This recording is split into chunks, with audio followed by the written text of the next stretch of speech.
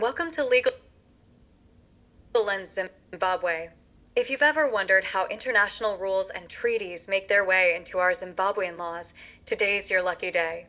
Spoiler alert, it's not through carrier pigeons or telepathic messages. It's a process we call domestication. And no, it has nothing to do with teaching laws to sit, stay, or fetch. Domestication is the legal process by which Zimbabwe takes international agreements and makes them part of our domestic legal system. Raise your hand if you thought domestication was about taming lions. Don't worry, you're not alone, but let's unpack the legal version before you start buying leashes. Think of it like this. These global rules get a passport, a cozy home, and a spot on our national legal team. Better yet, think of it as an adoption process for global rules to become part of our national family. But how's it different from ratification? Well, spoiler alert, ratification is just the fancy handshake. Domestication is where the real magic happens. Stick around, and we'll make sense of it all in no time, and yes, we'll even throw in a few wildlife tales for good measure. Now, Section 34 of the Zimbabwean Constitution basically says the state must ensure that all the international conventions, treaties, and agreements we sign are properly incorporated into our laws. Sounds simple, right? Well, not so fast. According to Section 327, there are some conditions. First, if an international treaty has been concluded by the president or under their authority, it doesn't bind Zimbabwe until, wait for it, Parliament says, yes, we agree. And even then, it doesn't become part of our law until Parliament works its magic to incorporate it through an act.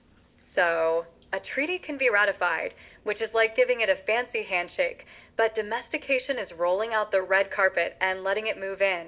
But why does all this matter? Why should we care about domestication?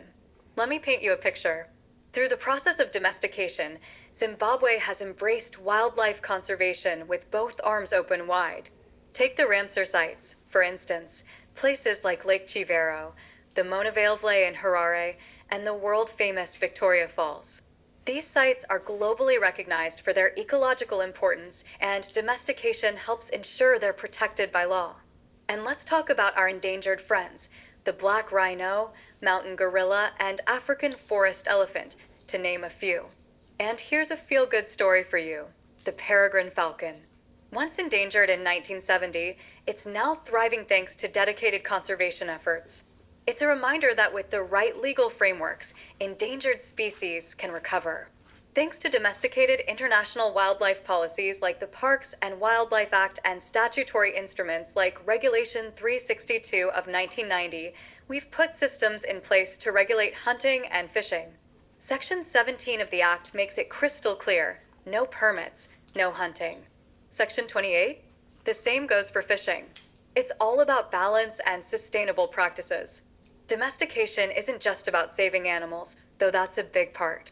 It's about accountability, awareness, and global cooperation. For example, Zimbabwe works with treaties to ensure we protect migratory species and shared ecosystems.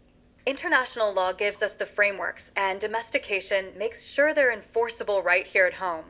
Zimbabwe has also domesticated international wildlife law through the designation of heritage sites like 1. Great Zimbabwe National Monument, located near the city of Masvingo. This site is an ancient city known for its unique stone structures built by the Bantashona people between the 11th and 15th centuries. 2. Mana Pools National Park, Sapi and Chewar Safari areas. These are 3 adjoining protected areas along the Zambezi River in Mashonaland West. This site is renowned for its breathtaking landscapes and diverse wildlife, including large mammal communities like elephants, hippos, and buffaloes. 3. Kami Ruins National Monument. Located near Bulawayo, the Kami Ruins were the capital of the Kingdom of Butua in the 15th century. The site features unique stone wall constructions and sophisticated water management systems. 4. Matobo Hills. Found in the southwestern part of Zimbabwe, this site is famous for its unique granite formations and ancient rock art that offer insights into the region's geological and cultural history.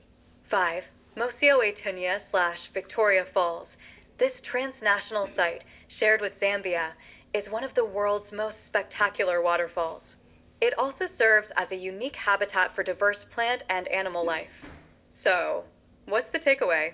Domestication is vital because it bridges the gap between international agreements and the laws that govern our day-to-day lives in Zimbabwe. Without it, our commitment to global standards would just be empty promises.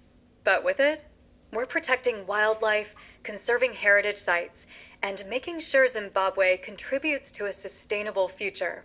Let's dive into a topic that sounds a little intimidating: international law and how it works right here in Zimbabwe.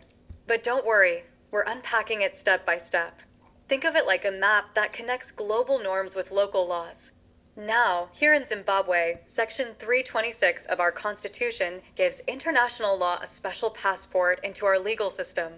It states that customary international law is automatically part of Zimbabwean law unless it clashes with our Constitution or an act of Parliament. Simple, right? But wait, there's more. Let's break it down. What happens when courts and tribunals in Zimbabwe interpret our laws? Section 46 of the Constitution says they must take international treaties and conventions into account, especially the ones Zimbabwe is a party to. And guess what? They can even consider foreign law if it helps provide a better perspective. It's like giving our courts a cheat sheet, global guidance to make sure we're not just legally strong, but also in step with international standards. Now let's talk about why this matters. Our judiciary doesn't just have a responsibility to know domestic law.